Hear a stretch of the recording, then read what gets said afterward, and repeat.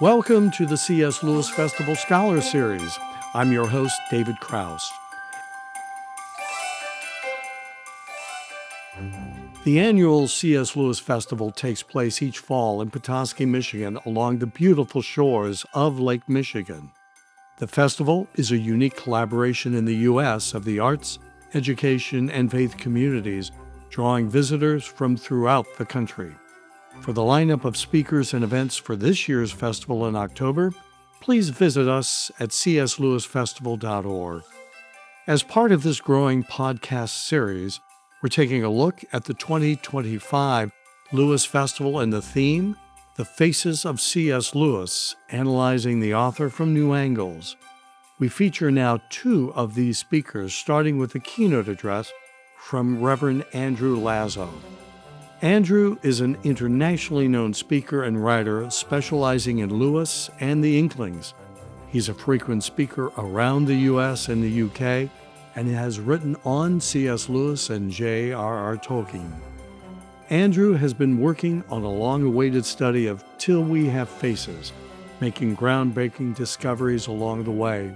He shares his discoveries in this podcast, including a convincing claim that Till We Have Faces is Lewis's best book. He wants to move the markers on how we have felt about Lewis for the last 70 years. Is this Lewis's best book? You decide. I better be good after all of that. Yes, I have broken the 10th commandment, thou shalt not covet, ever since I heard about Petoskey. I was at the Wade Center, and I met Michael Ward, and Sarah was there, and Walter Hooper was there, and Chris Mitchell, and they talked about going up to Petoskey, and I said, oh, Lord, someday. So it's a joy to be with you all. Thank you for taking the time at the end of a long week, and I hope that we'll keep you awake for the next little bit. Let me ask a quick question. How many of you have read Till We Have Faces? How many of you have not read Till We Have Faces yet? There you go. How many started and couldn't finish because it was so confusing? There we go. And how many of you had what I call the Till We Have Faces whiplash? You read all of C.S. Lewis, and then you finally turn to his last novel, and you read it, and you're like, what was that? Yeah, me too. I hope to clear up some of that. Between today and tomorrow, I hope to make a convincing claim for Till We Have Faces as C.S. Lewis's best book. It's a bone of contention on our podcast, but we'll get to that tomorrow. But I want to do much more than that. In our time together, I hope to attempt something really special. I want to try to move the markers, or at least begin to do so, in how we have thought about C.S. Lewis for the last 70 years. I want to propose a shift to the entire focus of Lewis studies, and I want to start that tonight and help us to think more clearly about the whole of what C.S. Lewis was about. I want to get my arms all the way around him. Pray for me now and in the hour of my death. It's a lofty aim, but during our time together, I'll try to prove my points. And yes, there will be opportunities tonight and tomorrow for you to argue with me. I hope that you are preparing questions. I can't wait to take them. We'll take questions tonight after my talk. We'll have an interactive deeper dive tomorrow, and I'll take any questions you have about what I've said tonight, about Till We Have Faces, about anything related to Lewis and his friend. That's between 9:15 and 10:15 tomorrow morning. We will do a live Pints with Jack podcast. I don't think we've ever gone live for a podcast, haven't we? So we're trying something new, and we'll be doing that tomorrow afternoon between 1:45 and 2:45. I'm a huge C.S. Lewis collector. I love first editions, and Kristen pretty soon, as she saw the bank budget go down and the stacks go high, she said, one in, one out, Lazo. So I have brought a number of collectible rare C.S. Lewis books. They are there for sale, but also if you've never held a first edition or smelled one or whatever, they'll be there tonight afterwards, and I'd be happy for you to take some home, but also I'd love for you to just have a chance to see them. I'm going to try to cover 2 decades worth of my own studies as clearly as possible tonight, and I'm going to start right now. So if I'm going to do 2 decades worth, maybe I just need a shortcut. Why was C.S. Lewis's Till We Have Faces his best book?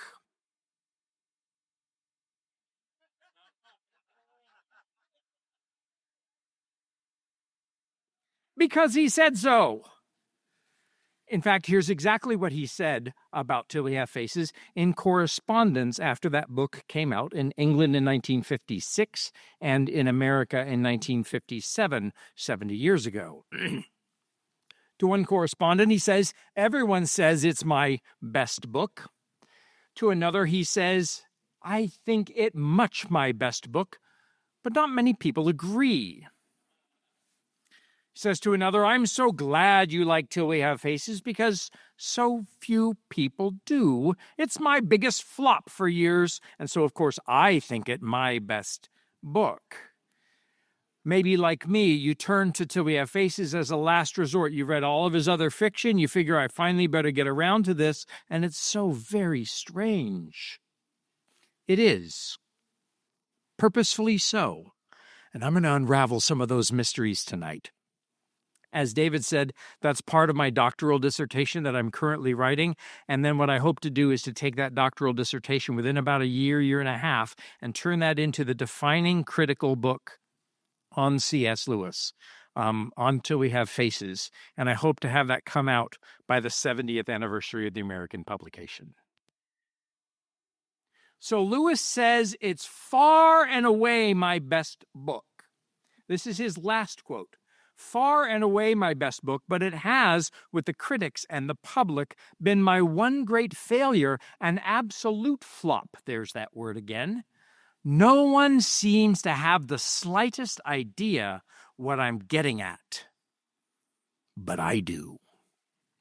Now let's examine this statement by C.S. Lewis. He says Till We Have Faces is his best book. He says it repeatedly. There are, as I can see them, only 4 possibilities. Maybe he was lying. Doesn't sound like him to me, though. Does it to you? Maybe he was exaggerating, right? Everybody else doesn't like it, so I think it's my best book. That quote seems a little reactionary, but the others seem to be categorical. Far and away my best book, much my best book. Maybe he's exaggerating its importance. I don't know. I think that he probably, at the end of his life, he died in 1963, within an hour of John F. Kennedy. He writes the book in 1955. It comes out in 56, 57. He's at the height of his powers. He's just finished Narnia. He knows what he's about. He's just been invited to a new professorship at Cambridge that they created for him. I don't think that he's exaggerating. The other possibility, he's lying, he's exaggerating, maybe he's a bad literary critic. I don't know that that holds water. And so I think the only other possibility is that it was his best book. But I have an idea. In fact, I think this book not only Lewis's best, but also the book that defines what Lewis was all about in the entirety of his writing life, before his conversion to Christianity as much as afterwards. And so I'm going to give you the keys that I've discovered in years of study, decades of study of this book. Here are the keys to understanding what C.S. Lewis was about. I think that this is a modernist novel. Where's Suzanne? There she is. Great. I'm going to make my case. Whatever good thoughts you have to send to me, please do.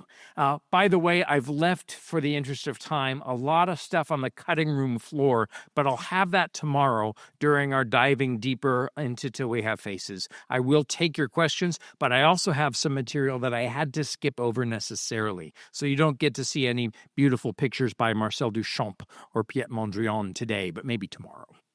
It's a modernist novel by definition. I'll go a little bit into that. I also think that it is Lewis's most holistic book. I think that you can find in Till We Have Faces every other book, essay, poem, letter that he ever wrote.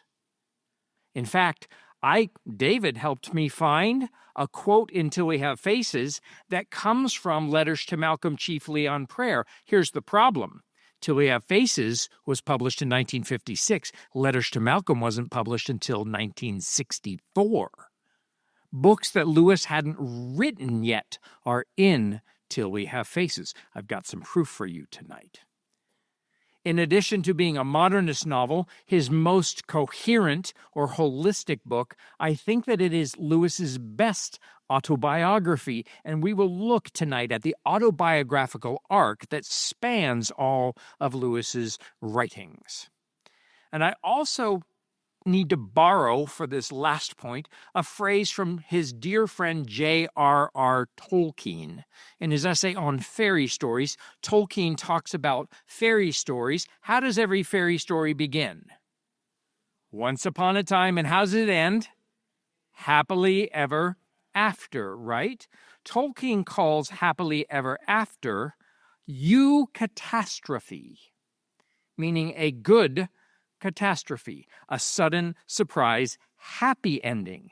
And he says, Tolkien does, in this kind of mythopoeic manifesto that Lewis participated in and agreed with, he says that when we find a happy ending to a story, it serves as a kind of evangelium, meaning literally just good message.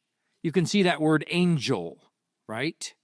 An evangelist is somebody who is a messenger with something good, okay? So I think that this is Lewis's clearest declaration of the good news. In fact, I'll be so bold as to say it's his clearest evocation of the gospel in Till We Have Faces. Well, I've set myself a high bar. I better be able to prove it. So let me see what I can do. But as we look at what's happening in this maddening, magnificent novel, perhaps we'd better follow Lewis's late advice from The Four Loves. Lewis says in that book, published in 1960, the human mind is generally far more eager to praise and dispraise than to describe and define. Not to put too fine a point on it, and maybe you will give me a moment of pastoral privilege, but can you imagine what our country would look like last week and next week if we were more eager to describe and define what we mean rather than praise or dispraise? What do you mean by? Fill in the blank for whatever current issue is so troubling. Tell me about despair, Mary Oliver says, and I will tell you mine. Lewis's great gift is that he helps us not to praise or dispraise, but to describe and define.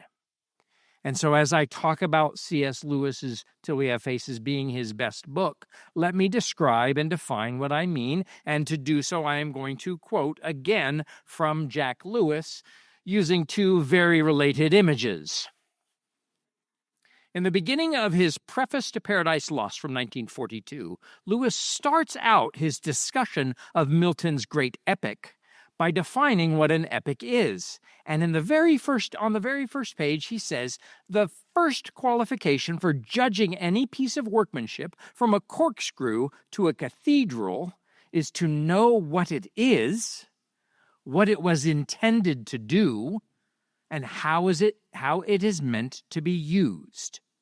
And so as I talk about Till We Have Faces, that's what I intend to do. I intend to tell you what it is, what it was intended to do, and how it was meant to be used. And maybe Suzanne will forgive me for not addressing today in this talk the intentional fallacy. We can get to that later.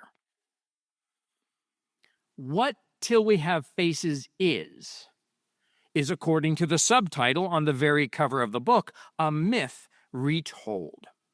Any of you who haven't read it, haven't reread it, haven't finished reading it, or haven't made it to the note at the end, read the note first. It gives a summary of the Cupid and Psyche myth. That's the myth that is retold. And then Lewis talks about his process of writing that story. So he summarizes the myth, and he says what changes he made and said what he was doing about it. That really should be the foreword. I give apologies on behalf of the publishers who put it in the wrong place. It's a myth retold. The lead character is Orwell, and she's the older sister of Psyche. And Psyche is one of the leading characters, and so this is by very nature a psychological novel. And this sort of thing was all the rage when Lewis and Tolkien were writing. Not unusual that he should write something of a psychological novel, and you certainly see Orwell's psychological journey. It is, in addition to that, a feminist novel. Lewis says, I believe I have done what no other writer in English literature has done before me. I believe I have spoken for the length of the book through the mouth of an ugly woman. In fact, he passed around the manuscript to his women friends and said, I'm very anxious to make sure that no masculine note intrudes. He's writing through the mouth of a woman. He's collaborating with his future wife to make sure that he has that feminine voice down. And most of my female readers of Till We Have Faces assure me that he does a fairly good job, especially from a guy born in Belfast in 1898 and raised in the very male confines of Oxford. It is also, as I've mentioned, a modernist novel. So, if I told you that we are supposed to describe and define, you've probably got a question for me about this last point. What's the question? What do you mean by British literary modernism? I was hoping you would ask that. Thank you. This was what I did my master's degree in at Rice University. Suzanne did her undergraduate there. We have some colleagues that we share. Wonderful people. Roughly, please, this is not for the technicians, so roughly British literary modernism runs around 1900 to around the 1950s. It is a sort of movement of movements. It's not monolithic. There are lots of different movements in modernism. For example, futurism, imagism, expressionism, cubism, absurdism, surrealism, amegism, imaginism, symbolism, and vorticism. Modernism is a movement of movements. It's also a movement of manifestos. Any little coterie of 10 or 20 or 30 people, think the Bloomsbury group, right? Any group writing their kind of, this is what we believe in that age, were a piece of modernism. Early on in British literary modernism, you had the war poets, Siegfried Sassoon, Wilfred Owen, Rupert Brooke, Dulce et Decorest, Pro Patria Mori, all of these war poets. And of course, World War I is a key element of modernism, 1914 to 1918. A lot of these poets went in very idealistic and came out desperately shattered. Lewis was in the same war, writing the same poetry. In one of his poems published in 1919, he says at the end of one, "Our throats can bark for slaughter, cannot sing." In fact, sneakily, when I taught modernism at Rice University, for the final exam, I set one of Lewis's war poems, but I didn't tell them who wrote it. And I said, examine this as as a piece of modernist literature. And they saw everything that they saw in the rest of the war poets. Another element of British literary modernism are its founders are its key canonical figures: William Butler Yeats, T.S. Eliot, Virginia Woolf supremely. Ezra Pound is American, I'll grant you, but he had such a hand in helping Eliot, who is also American but lives in England, and in helping him write the kind of canonical poem, The Wasteland, that I include him here because he was so influential. W.H. Auden, a student of Tolkien's, James Joyce, Joseph Conrad, Yves Lavoie, D.H. Lawrence, Eric Blair. Does that name mean anything to you? George Orwell had correspondence with C.S. Lewis. These are some of the canonical writers that make up modernism. And so the ethos of modernism, and I discovered this when I was doing my master's in British literary modernism, and my advisor said, you are not allowed to read any more of Lewis and his ilk. You have to just read the modernists, and you have to read about the modernists. So I did. I put the books away, and I read all about modernism, and I found out that they were talking about Lewis and Tolkien. At the turn of the century, in response to the Industrial Revolution and Darwin and loads of other things, there's this sense of optimism in the future and this sense of progress. And people are streaming into the cities. The steam engine is bringing people together fast. The world is too much with us. In 1914 to 1918 is World War I, and I don't believe that we have begun to overcome the effects of World War I. We are still living in its shadows. It had that great an effect, I believe, on Western culture. It led to a kind of fragmentation. It wasn't just the bombs blowing up people and buildings blowing up. There was a fragmentation of the whole ethos of the society, and that's characteristic of modernism, and they often write in light of that fragmentation and despair. That's why I have a picture in my slides that I set aside of Duchamp with the nude descending the staircase and all in kind of in fragmentism, right? And as they shatter all of the figures. And that led to a great deal of despair. This is characteristic on British literary modernism. How am I doing, Professor Shumway? Am I getting close? Okay, I got a thumbs up. I'm going to keep going. Another great interest of the modernists is language. Finnegan's Wake and James Joyce experimenting with language. Over on the other side of the ocean, Edith Stein doing some of the same. They're fascinated by mythology because anthropology starts around then. And anthropology leads to the study of the ancients or the primitive cultures and the stories that they tell. And so that's part of why so many modernists talk so well about mythology. James Joyce's Ulysses, the Sibyls in Eliot, it goes on and on. They're also very interested in the city. Leopold Bloom walking around Dublin, Clarissa Dalloway walking around London looking for flowers, right? And so this is part of what's going on. Let me offer you just a thought. Oh, I'll do more of this tomorrow. But Lewis, and I include his friend Tolkien, were modernists by every measure on the screen. They wrote in the same time period. They were a movement, the Inklings, and they had their own manifesto on fairy stories. They were war poets. Tolkien was inspired to start writing The Lord of the Rings in the trenches of the Battle of the Somme. He's in the trenches in 1916 in the Somme. As he says, my job as a poet is to write for God and truth, to kindle a new light in the world, or what is much the same thing, to rekindle an old light. He's doing the same things. These are war poets. John Garth has done excellent work on Tolkien and the war. William Butler Yeats, Lewis met in the 1920s, and fellow Inkling Charles Williams was a member of the Second Hermetic Order of the Golden Dawn, a magic working society, and Yeats was a member. There's a picture of Inkling Charles Williams and W.B. Yeats together. Lewis and T.S. Eliot worked together at the end of their lives. Auden, as I mentioned, was a student of Tolkien's. There are all kinds of overlap. And they also were dealing with progress and war and fragmentation, especially in Till We Have Faces, and despair. Don't you recall some of that despair of Orwell in that book? She's also interested in language. She's writing in Greek. It's a myth retold, and Orwell renovates the city of Glome. And not to put too fine a point on this, but what's the last book of The Lord of the Rings?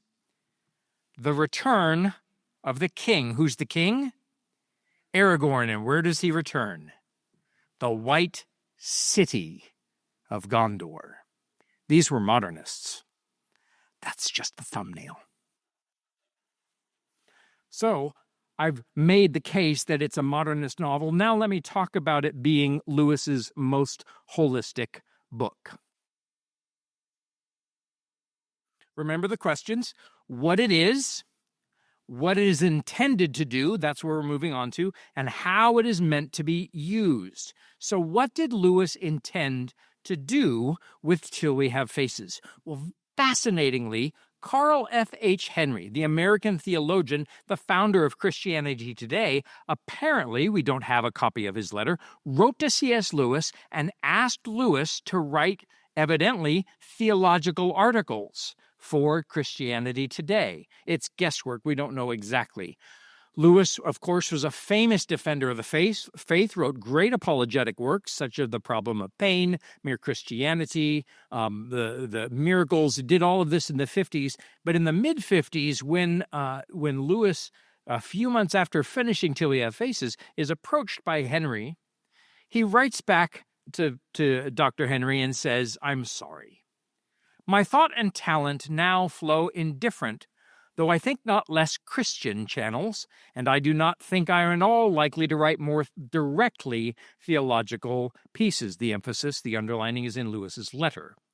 "If I am now good for anything, it is for catching the reader unawares through fiction and symbol."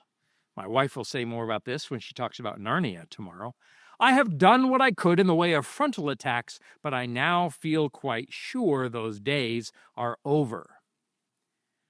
Not less Christian, his fictional symbolical work. What he means is Narnia and Till We Have Faces. Not directly theological pieces, so what kind of theology is Lewis going to write? Indirect theology, which is exactly what we find. He is catching the reader unawares, there's your Till We Have Faces whiplash, through fiction and symbol. He's done what he could in the way of frontal attacks. See how he puts it in battle language. Now he's using fifth column attacks or flanking attacks. But he's not directly defending the faith as he did with apologetics. He's returning to his native voice, and that is a voice that speaks through fiction and symbol. Far and away his best book would embody this approach far better than his other works. What other book does this very thing so well as Till We Have Faces? None should be the answer. How did it all start for me? Well, in 2006, I was invited to give a 2-week course on 2 of Lewis's books. It was a summer seminar, and I was doing it for college credit. They spent 2 weeks with me for hours every day, and then they wrote me papers. And like a professor normally does, at least a professor as lazy as me, I had written the prospectus, and then I got on the plane, and I figured, I better have the class that I come up with. And so as I'm rereading Till We Have Faces on the way to teach it, along with Lewis's book, The Four Loves, I realized that Lewis is talking about all 4 of the loves in Till We Have Faces. I wasn't sure why I picked the 4 loves. It was kind of instinct. But as I reread, I began to see them pop up. This is what Orwell says right at the very beginning. This is the very first page of the book, the very first paragraph, the very first sentence. "I am old now and have not much to fear from the anger of gods. I have no husband," that's the love Eros. "I have no child," that's the love Storge. "Nor hardly a friend," Philia, friendship love, "through whom the gods of love can hurt me." That's agape or agape. All 4 of the loves in one sentence. I was bowled over. I thought, surely that's an accident, and then 22 pages later, I found this. Orwell says, I wanted to be a wife so that I could have been Psyche's real mother. That's eros, romantic love. I wanted to be that's storge. I wanted to be her real mother. That's familial affection. I wanted to be a boy so she could be in love with me. That's eros, romantic love. I wanted her to be my full sister instead of my half-sister, philia, friendship. I wanted her to be a slave so that I could set her free and make her rich. The four loves are right there. And in fact, in those very strange vision scenes at the end, it's a denouement of all the times that she should have loved. Redival, Anset, the fox, Bardia, even Pubi, certainly Psyche, and one by one you see how she has thwarted all four of those loves, but love has not turned from her. Oh my gosh, it was all there. Then I realized I am old now and have not much to fear from the anger of gods. Being free from fear for all of these reasons, I'll say to the gods what nobody else will say. She talks about not being afraid of things, and I've got lists of all the things in the book that she's afraid of. In fact, she's lying throughout the whole book. She admits it. People don't like it when I say that she was lying. They're like, oh no, she was just self-deceived. She was that, but she's also very deliberately lying to us all the way through book one. It's not just self-deception. She knows she's doing it. You don't believe me? I got a list of 50 of them. She's lying, and she admits it. On the first page of book 2, this is what she says. Since I cannot mend my book, I must add to it. To leave it as it was would be to die perjured. What are you doing when you commit perjury? You are lying to a judge. And at the beginning, she says, there is no judge between gods and men. And at the end, she is answered by the great God of love, who is the judge between gods and men. If you've read the book, you remember the scene. She's lying to us. And so just like Screwtape, in order to get any spiritual insight that is reliable, you have to take what she says and turn it right side up. Just like we did with Screwtape. And I'm like, oh, this book is the Four Loves. This book is Screwtape. I wonder what else. More in a minute about these things. It's also the great divorce, and I'll prove it to you in just a moment. Well, if it's all three of those books, anybody who has read with any kind of width in C.S. Lewis knows that if he has an idea somewhere and it comes up in a couple of other places, what are we likely to find? We're likely to find that he talks about that idea everywhere. Lewis is one of the most thematically unified writers that I've ever met. If he talks about a theme, it's going to pop up everywhere. So this is why I believe that this book is one of Lewis's most holistic. Everything that Lewis writes is Until We Have Faces. I'll prove you a little bit, and then we'll do the lion's share of that work tomorrow during the podcast at 1:45. I left a lot of the proof out, so please come back. Here's what Lewis's best friend Owen Barfield said about him, and this supports the point. Somehow what C.S. Lewis thought about everything was secretly present in what he said about anything. This is his exact contemporary, the wisest and best of his unofficial teachers, testifying to that holistic unity is in all of Lewis's work. It's an astounding claim, and I'm about to offer some support for it. We can assume that if this is one of the things that Lewis does supremely well, Till We Have Faces would be the best example of this, and it is. Watch this. You ready? These are the ways that Lewis is so holistic. There are direct quotes of other books in Till We Have Faces. I'm going to give you an example of a book before Till We Have Faces and a poem after tonight. The tropes and themes popular in Lewis are littered throughout Till We Have Faces, although David believes, my co-host, believes that The Great Divorce is Lewis's best book. For the last couple of years, I keep getting texts from him. Oh, here's how Till We Have Faces is really good, and here's how the quotes, and oh, did you notice this? And he's been done more work on Till We Have Faces in the last couple of years than I have. These tropes and themes are repeated everywhere. They include a commitment to language. Lewis is always concerned about language, a commitment to clarity. Lewis is trying to make things clear. Here's a PhD exam question for you that Jerry Root would be glad if I asked you, the other Jerry Root, sorry. How many of you have read the Oxford History of English Literature in the 16th Century, excluding drama? Yeah, sort of, yes. It's a fun ride. And that, by the way, is where the name Puddleglum comes from. Yeah, fantastic stuff. He's committed to language. He's committed to clarity, right? And if you've really read that book, I bet you went and downloaded or got a copy of some of these obscure Scots poets or whatever. He talks so enthusiastically about other literature that you want to go and read it. I hope I have the same effect with him. So, language, clarity, I've already talked with you about love. Then, in addition to direct quotes, repeated tropes and themes, including these three, there are larger patterns in his works, and that's where I want to move the markers. That's where I want to propose a unified field theory of C.S. Lewis. It's a mad wish. I hope I can do it. We'll see.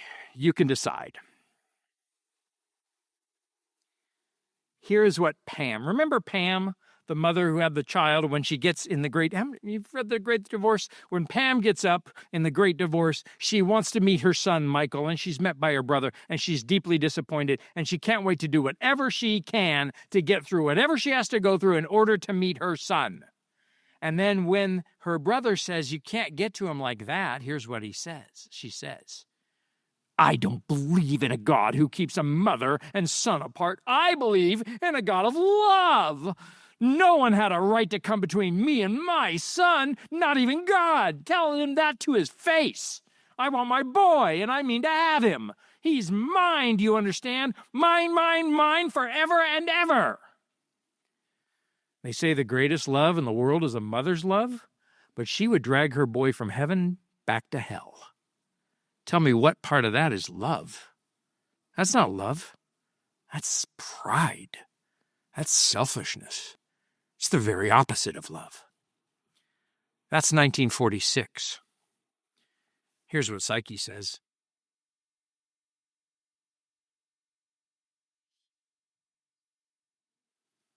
She was mine. Mine. Do you not know what the word mine means? But in fact, the gods of love are the only ones who know how to possess a soul without overrunning a soul. You're thieves, seducers, that's my wrong. I'll not complain that you're blood drinkers and man-eating. I'm past that. Enough, says the judge, the god of love. Clear echo, okay? This is 9 years later. How about 5 years in the future? In fact, let me back that off. As Joy Davidman is dying, C.S. Lewis writes her a poem. He says to Joy, all this is flashy rhetoric about loving you. I never had a selfless thought since I was born. I am mercenary and self-seeking through and through. I want God, you, all friends merely to serve my turn. Peace, reassurance, pleasure are the goals I seek. I cannot crawl 1 inch outside my proper skin. I talk of love. A scholar's parrot may talk Greek, but self-imprisoned always end where I begin. Only, he says to his dying wife, only that now you have taught me, but how late my lack. I see the chasm. And everything you are was making my heart into a bridge by which I might get back from exile and grow man. But now The bridge is breaking. For this I bless you as the ruin falls. The pains you give me are more precious than all other gains. 1960. And if you know that wonderful quote in The Four Loves, to love at all is to be vulnerable. If you don't want your heart to be wrung and possibly broken, lock it away safe in a casket of your selfishness. The only place that we can be free from the dangers and perturbations of love is hell. I never had a selfless thought since I was born. And finally, when she at last comes to the senses near the end of her life, near the end of the book, Orwell says of Psyche, I never wished you well, never had one selfless thought of you. I was a craver. I taught her as men teach a parrot to say lies of the poet, says the fox. Unget's a false image. Orwell says, I write in the Greek as my old master taught it to me. 5 years earlier, you can find not as many direct quotes, but example after example after example, where what Lewis is concerned about in all of his other works rings clearly Until We Have Faces. And that's part of why it's his best book. It should do that. I can't do this, so we'll do this tomorrow. Sorry. So, a modernist novel, I hope I've at least made a case. A holistic book, have I made a case? Okay. I'm going to argue that this is C.S. Lewis's best autobiography, and then I'll get to his clearest act of evangelism. This is where I started with thinking about Lewis's biography. I was reading the Cambridge Companion to C.S. Lewis. Peter Skokel, for many years a professor at Hope College and of blessed memory. He just died, I think, in the last year. Got a wonderful chance to meet him once. Wrote the first book of book-length study of Till We Have Faces, and a brilliant and faithful man. And then he was invited to write the chapter for the Cambridge Companion to C.S. Lewis, and he wrote the chapter on Till We Have Faces because I hadn't written my book yet, for pity's sake. And here's what he said, and I nodded along as I read it. Nearly all of Lewis's other stories are third-person accounts, with the narrator providing a reliable point of view to orient the reader, and I'm nodding along. He's contrasting that with Orwell, who is, first-person and unreliable, and I thought, yes, of course, Wait. So I began to go to my books. Lewis wrote 3 published spiritual autobiographies. You know one, probably. Surprised by Joy. You may have read that very difficult allegorical apology for faith, reason, and romanticism, The Pilgrim's Regress. And in 2013, I discovered at the archive and transcribed and published a work called Early Prose Joy. Lewis wrote a spiritual autobiography right after his conversion to theism, but before his conversion to Christianity, and I was the first one to transcribe it out of my hand. I didn't discover it. Laura Stanifer, the archivist, had it neatly labeled and right there, but I was the one to publish that. Those are 3 published spiritual autobiographies. Early Prose Joy. There's also in Don King's collection of poems an autobiographical poetical scrap. We've got about 100 lines of a poem called I Will Write Down the Portion I Recall, and some of it overlaps with Surprised by Joy. You know of Pilgrim's Regress, 1932. Surprised by Joy, written between 1948 and 1955. What you don't know, probably, unless you've dug deeply, is that when he was 18 years old, he wrote a poem called Joy, where he talks about the quest for joy. All of these are about Sehnsucht, longing, having and wanting, building the temple though the god has flown, him searching for the pang of joy and never being able to find it. And that's his life story. In those 3 published accounts, the same theme runs through joy. In his book, Spirits in Bondage, published in 1919, I quoted you a bit this evening, there are also poems that talk about that pang of longing. In 1927, the story of Dahmer can absolutely be read as a story of somebody seeking joy and never finding it. It seems to be autobiographical as well. In 1938 to 1943, Lewis injects himself into the Ransom trilogy. Lewis says, I was trudging along to meet Ransom in his cottage, right? And he says, I've changed all of the names here, which makes me really confused because God says, my name is Ransom too, but then he changed Ransom. Never mind. But Lewis, the false, unreliable narrator, not only injects himself into the science fiction trilogy, he invents a Latin medieval authority named Notvilsius, which is just himself. He's quoting himself. He's eminently unreliable and always self-referential. In the Chronicles of Narnia, at one point, the narrator, Lewis, speaks to Lucy. He talks as if he's writing in the first person. It's happening. We have Till We Have Faces, which I'll argue is Lewis's most successful autobiography because he's no longer writing about joy. You know what he's writing about? I'll tell you in a minute. And then his last autobiography, I'll argue, is A Grief Observed because of the corner that he turns in Till We Have Faces. Now what you have is fictional, poetical, creative, and autobiographical literature spanning the course of his adult life, trying to get that story that was getting at him. So what was that story? Well, at the beginning of Surprised by Joy, written perhaps in 1948, he says on the very first page, how far the story matters to anyone but myself depends on the degree to which others have experienced what I call joy. There's so much more at stake here. I want to go back to this claim. He's talking about writing about joy, and that's what he does throughout the course of Surprised by Joy, yes? But I have a question for you.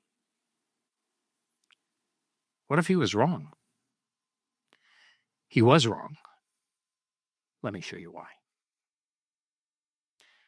On the last page of Surprised by Joy, he starts it in 1948.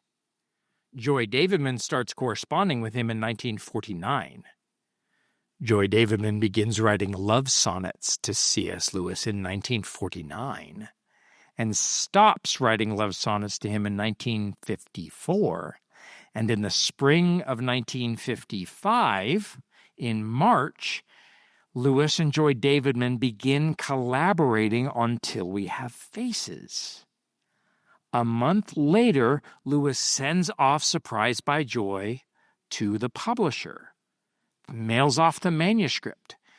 Joy Davidman not only typed it up, but was one of the experts on Till We Have Faces, on Surprised by Joy, and speaks to the publisher about it. And here's what he says on the last page. What in conclusion of Joy? I know now that that experience had never had the kind of importance I once gave it. It was valuable only as, read it with me, a pointer to something other and outer. Lewis doesn't mince words. He doesn't use them casually. Now does he? Watch this. In 1958, he gives a definition of love in the 4 talks on love that become the 4 loves. 55. Joy serves only as a pointer to something other and outer, and it never had the kind of importance that I once assigned it. Joy serves only as a pointer to something other and outer, and here's C.S. Lewis's definition of love. Love is where we go out of ourself towards the other, the same words. And isn't that a great definition of love? Not me, yes, you. Joy served only as a pointer to love. We've gotten it wrong for 70 years and more. Lewis didn't give a fiddler's fig about joy. except that joy pointed towards love. Joy, the ache, the longing, was the thing that he most needed. When do those stabs of joy start? Yes, as a child, but also after his mother dies. Joy is the description of the lack of love. And so my argument tonight and moving forward is that love is the underlying, overarching theme in all of C.S. Lewis's works. So what changes in 1955 that he should start thinking about love in this way? I'll show you what changes. Chad Walsh, who first encouraged Joy Davidman to write to C.S. Lewis, to whom The Four Loves is dedicated, took this picture with his family in the back, Joy's boys in the front, Lewis looking very uncomfortable, and Joy looking rather pretty there in the Kiln's garden. And according to the Walshes, and according to Lewis's brother Warney in his diaries, according to the oral history accounts from other friends, and according to a personal conversation I had with the priest that C.S. Lewis sat next to at college from 1955 until he retired in 1963, Bishop Simon Barrington Ward, they all said essentially the same thing. Beginning in the summer of 1955, which is when I believe this picture was taken, Lewis brightened considerably when Joy came in the room. Marriage was in the air, says another. Everyone could see what was going to happen. Everyone except maybe C.S. Lewis. Don't worry, he came around.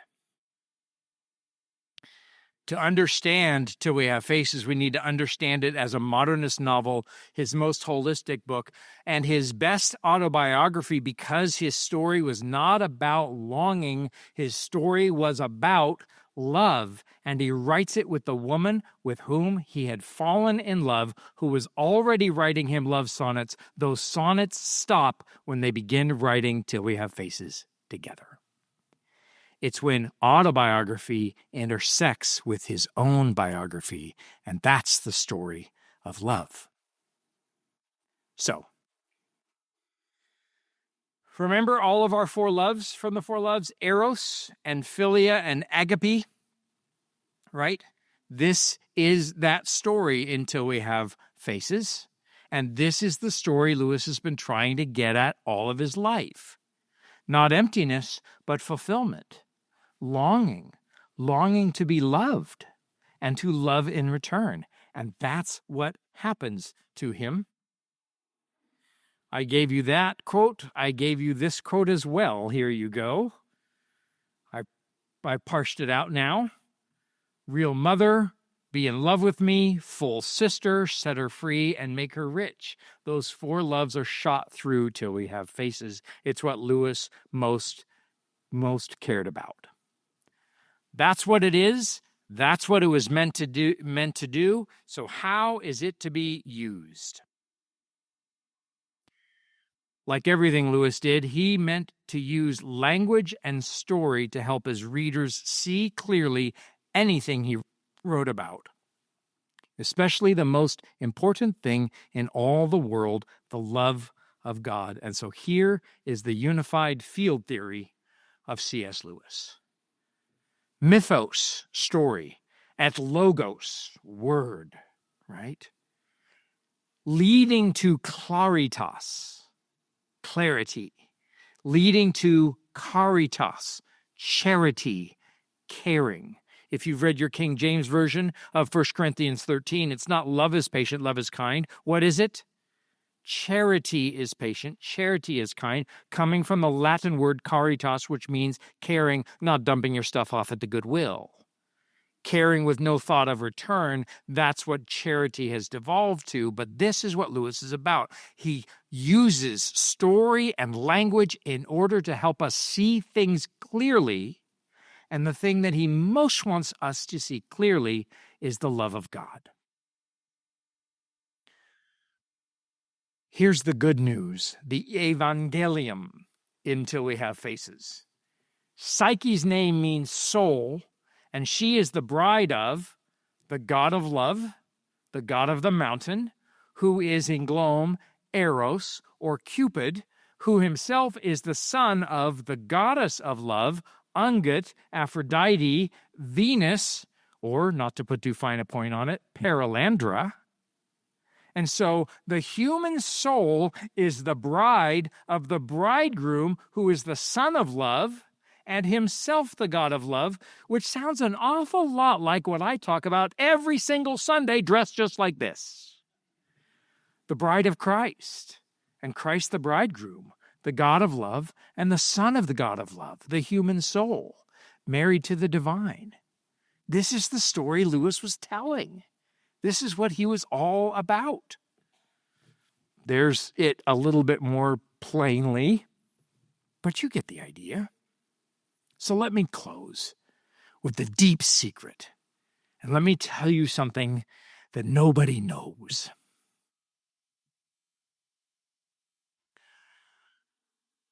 These are the last words. The last two words of Book 1 are the words "no answer." Why would the gods not answer us unless they have no answer? 6 times Lewis refers to the words "no answer." As a good literature scholar, if he's going to refer to the last 2 words of Book 1, we would do well to look at the first 2 words of Book 1. And the first 2 words of Book 1 are Orwell appropriating the holy name of God that he declares to Moses in Exodus 3:14. Orwell's first 2 words are "I am." And those words "I am" occur 66 times through the course of the book. Last 2 words of Book 1, no answer. First 2 words of Book 1, I am. What's the point of Book 1? Put them together, friends. I am, no answer. Orwell finds through the course of Book 1, where she's lying to us, that she is no answer. And what happens between Book 1 and Book 2 is exactly what happens in Checkmate in Surprised by Joy. She has a theistic conversion. She begins to speak to the gods kindly. Lord, she calls him. Good gods, she calls them. She realizes that she is no answer, so she goes in search of an answer. As Alistair McGrath and I have discussed, Lewis's most successful autobiography, he writes with the woman that he's falling in love with as he understands that love is what it's all about in this world. And so here's what happens. Oh, I can't wait to show you this. And I'm almost done, don't worry. I ended my first book with the words, no answer. There it is again for the last time. I know now, Lord. Anybody know enough Greek? She's writing in classical Greek to know how to translate Lord. Kyrios.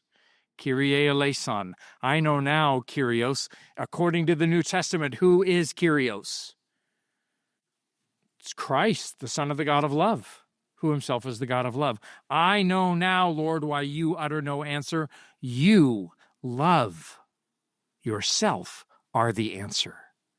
Before your face questions die away, what other answer would suffice?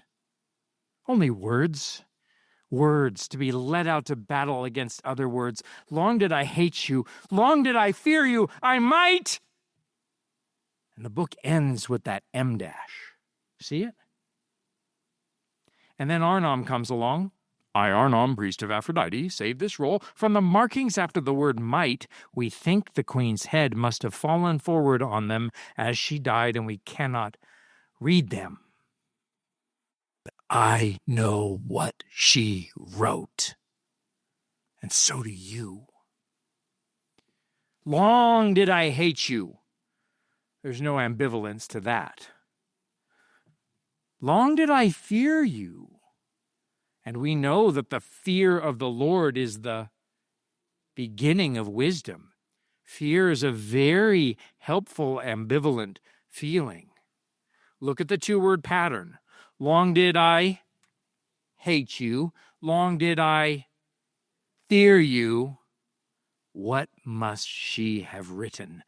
I might love you. Why does her head fall forward? Lewis and Joy are tired of writing a book? Or while gets just sick enough to die? Let me ask you it another way. What is she writing in? Ink. And she writes the words, love you. And she realizes that all of her life has been a lie and that the gods have not been cruel. The gods have been loving her. Even her own troubles with Psyche, even her own pains were allowed to pay for the sufferings of Psyche. Another bore nearly all the anguish. Talk about the gospel, right?